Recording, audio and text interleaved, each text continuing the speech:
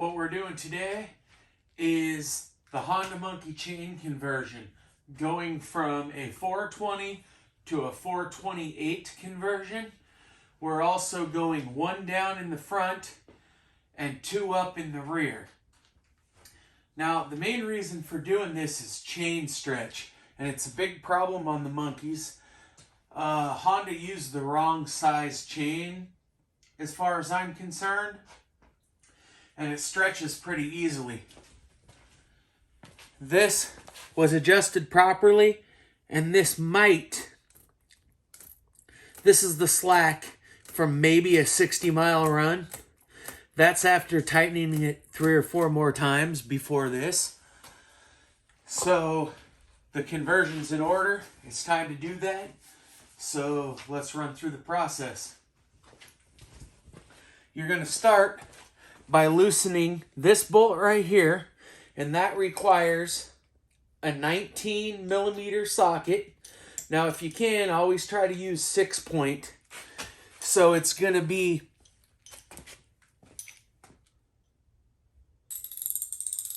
$12mm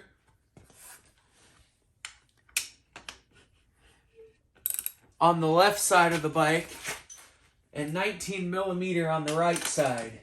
So just go ahead and loosen it up. You don't have to take it all the way off, just get it good and loose.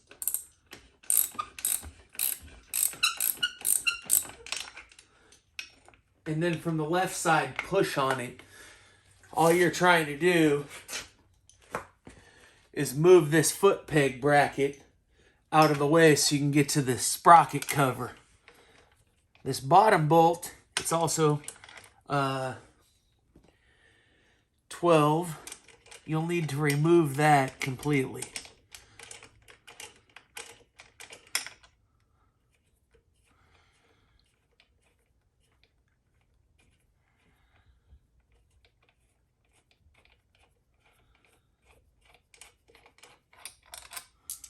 And then this will come down out of your way just enough to get the sprocket cover off. To take the sprocket cover off, you're going to need a 5mm Allen wrench.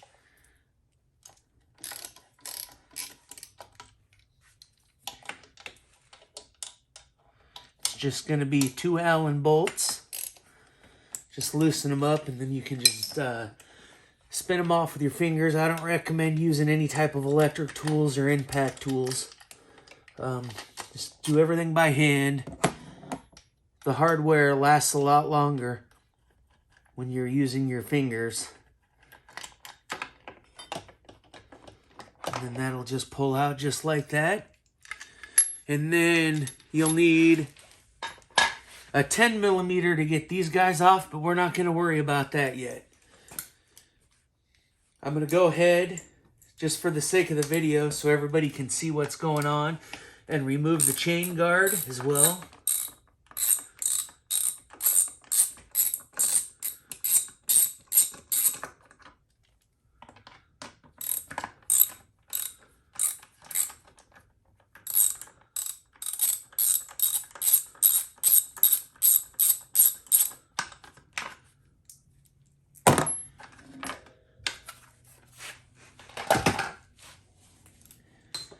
So once we've done that, what we're going to do is we're going to locate the master link. It's going to be a different color. It's right here. It's also going to be square. After we've located the master link, we're going to take note of which direction the clip is facing. In this case, the clip's facing the rear, so we want to make sure it continues to face the rear. So there's many different ways you can do this. I'm just going to use a screwdriver, separate the clip by spinning it. Brought you guys in a little closer so you can see a little better. Now, these clips can be somewhat of a challenge at times. All I did was take this little screwdriver, stick it under there, pop it up.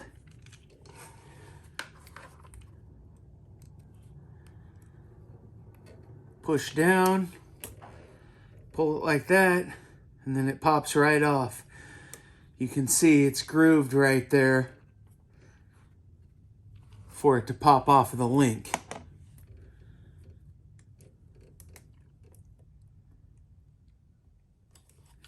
Take your little screwdriver. Just work your link off.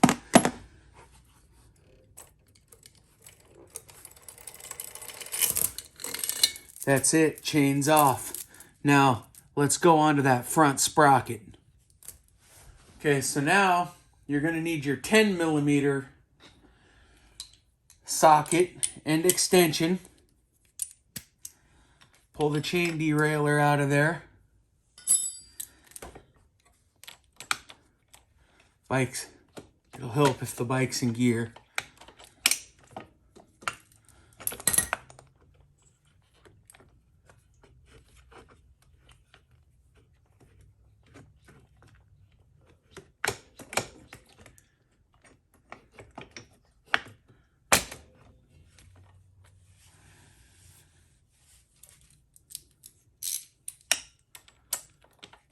And just remove both of these. Again, 10-point tools are your best friend if you plan on reusing the hardware for the next 30, 40 years. On these Japanese motorcycles, the longevity is pretty much infinite if you take care of them properly. Use the proper tools when working on them, etc.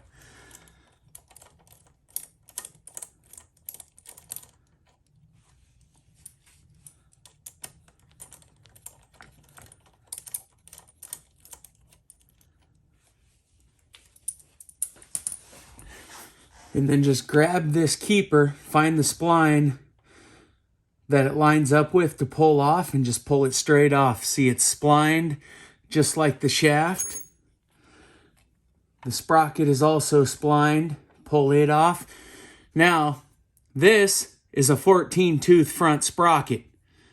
The bike came with a 15-tooth from the factory, but I'd already changed it out once. So I'm going to continue with the 14-tooth.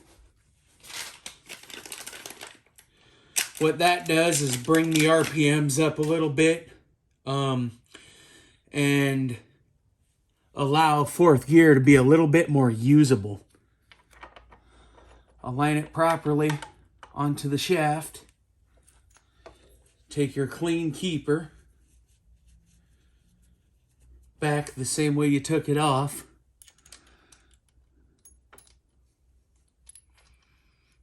And then just find the spline that aligns with the holes.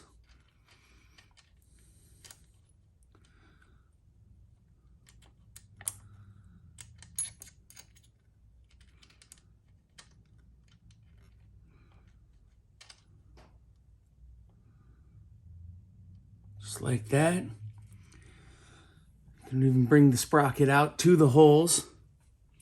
And then what I like to do is I like to use a little bit of the low strength Loctite.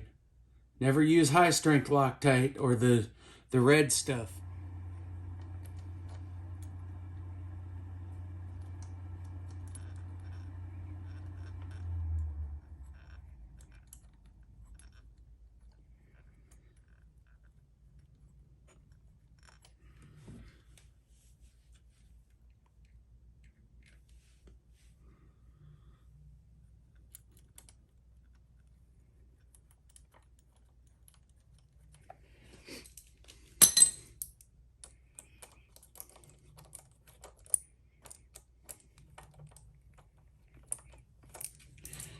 Always start them with your fingers and go ahead and tighten them with your ratchet.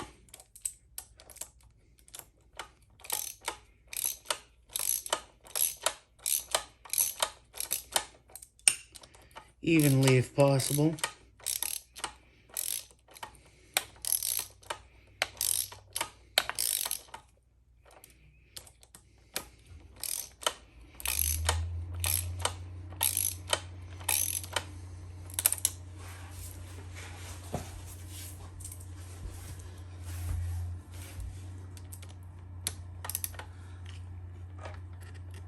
fairly tight.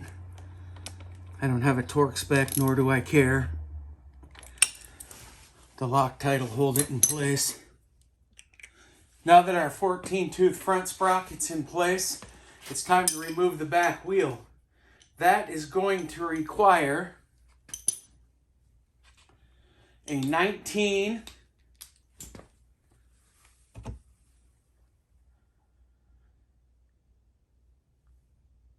and a 14.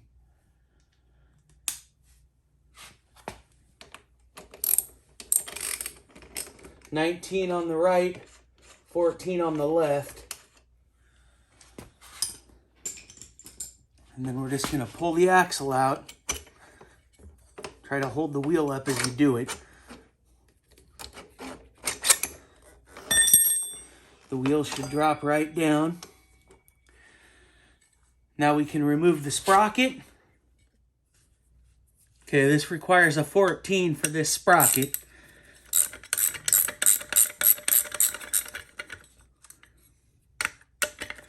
I'm just going to get them all to where they're 90% loose.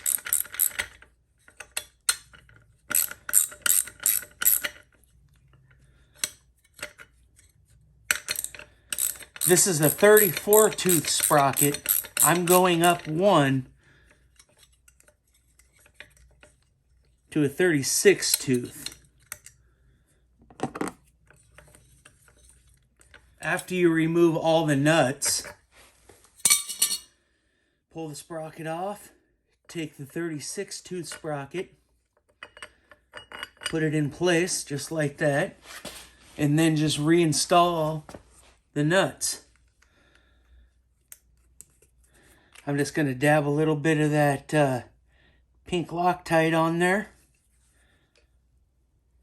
Even though these are self-locking nuts,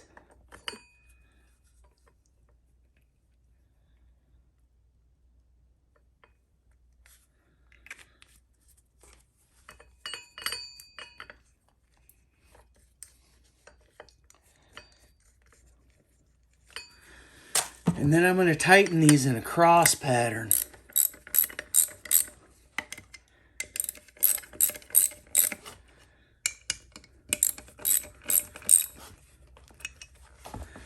Again, I'm not worried about a torque spec, and you shouldn't either. Torque specs are for like things that need to be tightened super evenly, like heads and things like that. This type of stuff, not so much.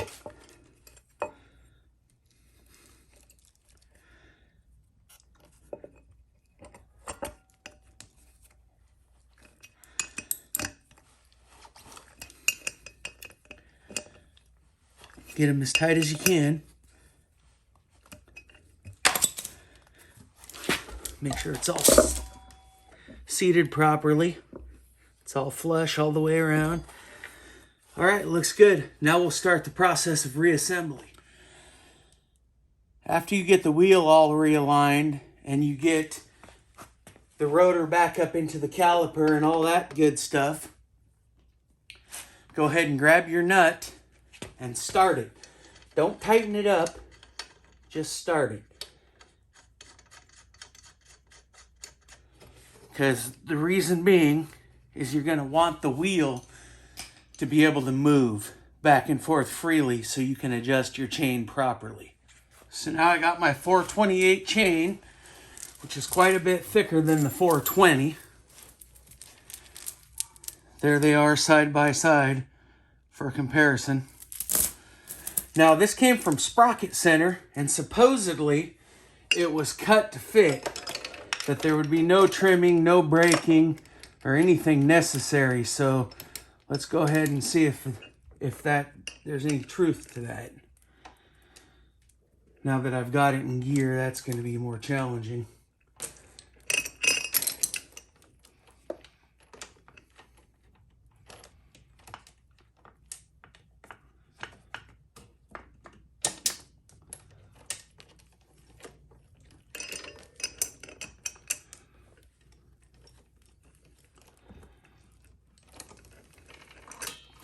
Yep, looks like it's going to be just about perfect.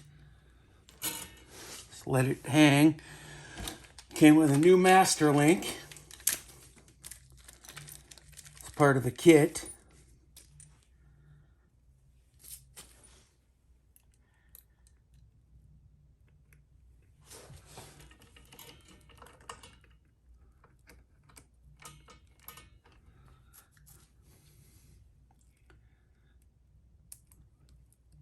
I'll put the clip on last.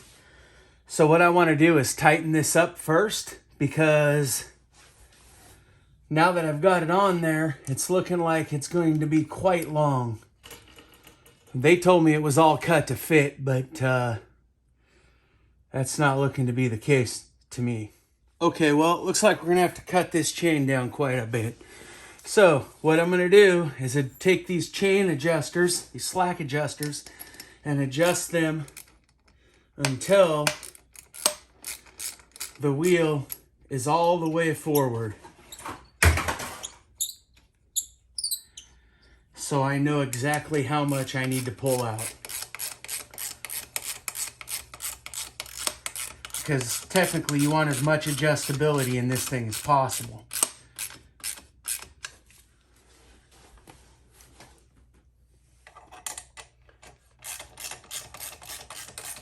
This requires an 8mm, again, 6 points, the best to use. The only time a 12 point's any good is when you're in a very tight area. Other than that, always use a 6 point.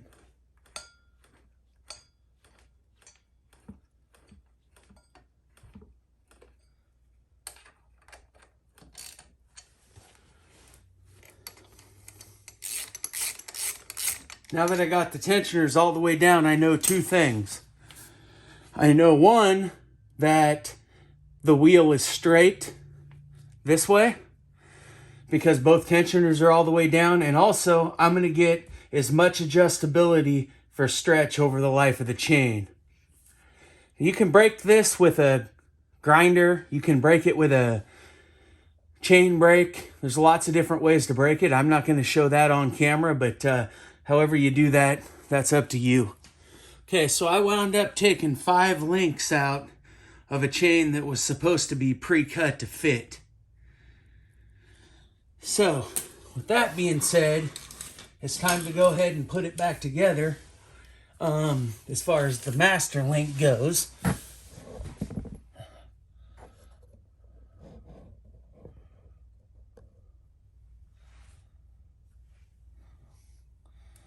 Just go ahead and put your square link on like that.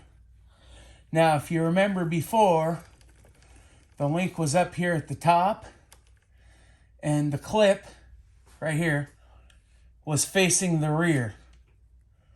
So, with this hole right here, you just put that in the back portion of it first, and then you're going to push the whole thing forward. I usually use a little screwdriver. Try to keep my hands out of the way here. All right, there you go. With a little bit of finesse from a screwdriver, I was able to lock it back in place. Now, the chain has just a little bit too much slack, so I'm just going to go ahead and tighten that up a little bit back to my 8mm socket. And over here on the swing arm, there's some lines right here, and there's an arrow right here on both sides. That's what you're going to use to make sure your wheel is straight and not cockeyed.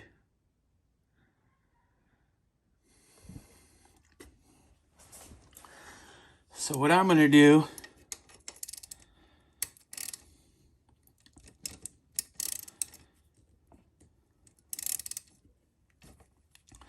I'm going to go a full a half revolution on that one. I'm going to do the same thing on this side.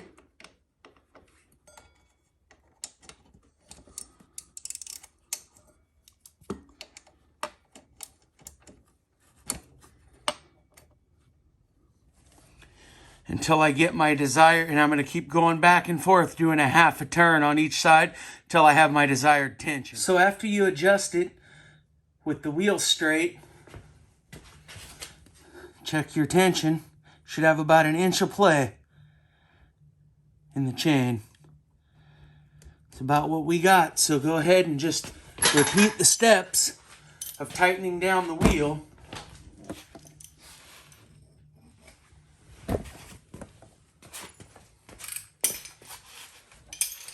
Same as loosening it. You'll need your 19 and your 14.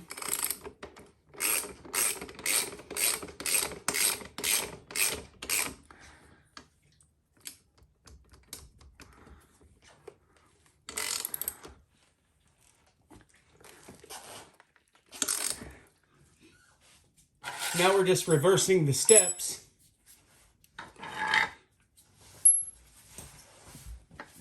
Reinstalling the side cover. Make sure your chain derailleur is properly installed inside your side cover. Now it can only go one way because there's little dowels that it sits in, so it's not hard to figure out. The hard part is definitely getting it back in here without it falling or slipping down, though.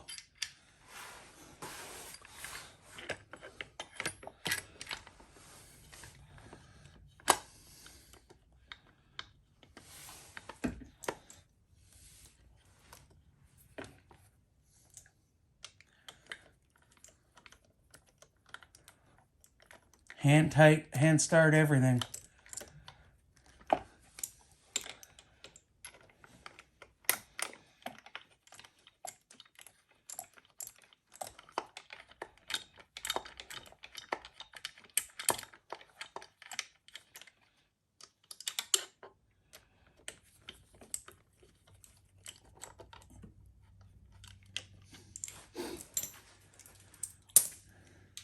Go ahead now that you got it hand tight and use your ratchet. No need to go cranking it down, reefing it down. Again, no torque spec. It's just kind of doing this enough times to kind of know also and know what to tighten and what not to tighten. And this is one of those things where you snug it and that's it. And then you can put the bolt back in here.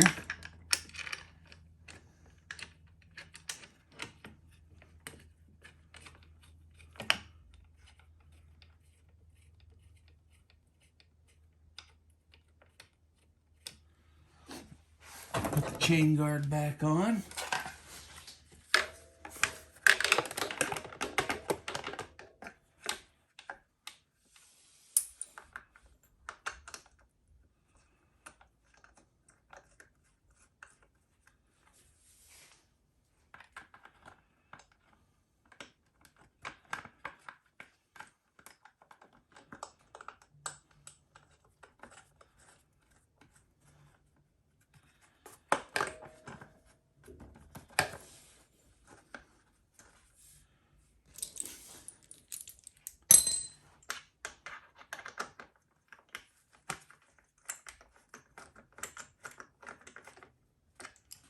Hand tighten, just like it before.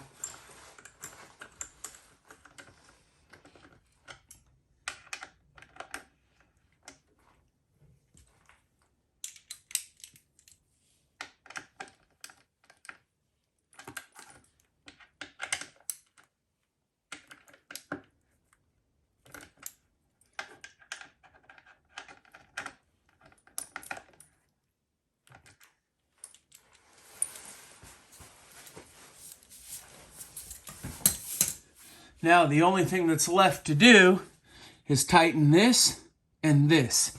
So again, you're going to need your 14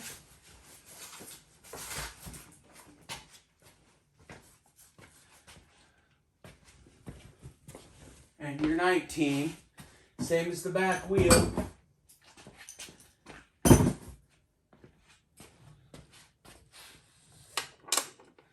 $19 on the left. On the right.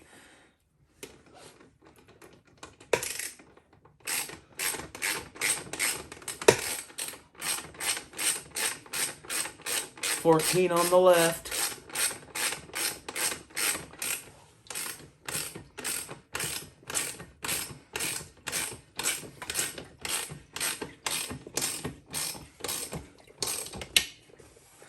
Now this, get as tight as possible.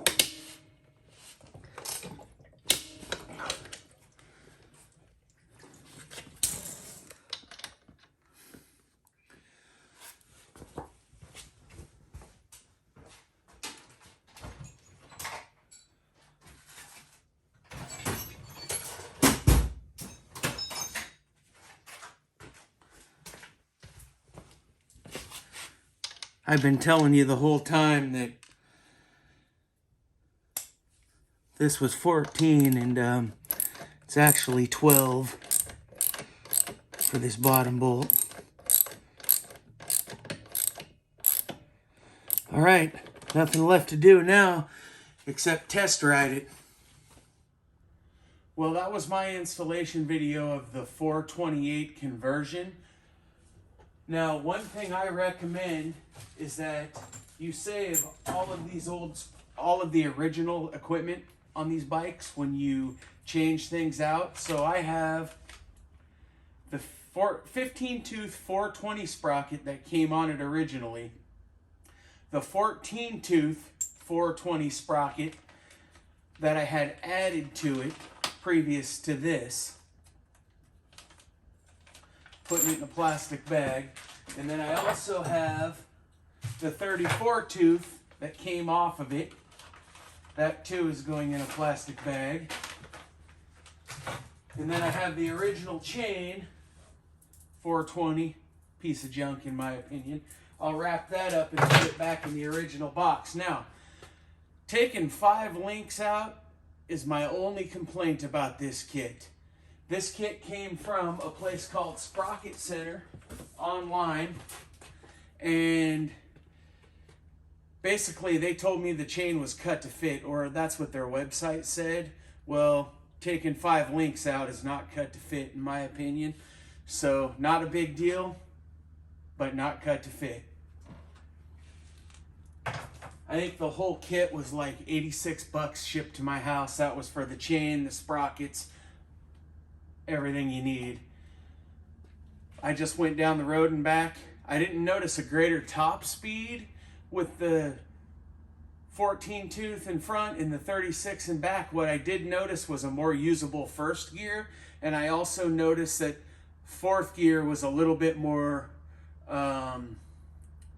usable as well. And what I mean by that is you had a little better throttle response throughout fourth gear, where before it would really lug. And then in first gear, I noticed that I could get the front wheel off the ground super easy without even really jerking up on it. So it did give it quite a bit more power. And like I said, more usable first and fourth gear. I don't think it gave it any greater top speed. If it did, it was little to none. I did get it up to 57 heading down the road. I could have got it a little faster. I just went down the road real quick and right back. But anyway, that was my installation of the 428 conversion. Thanks for watching.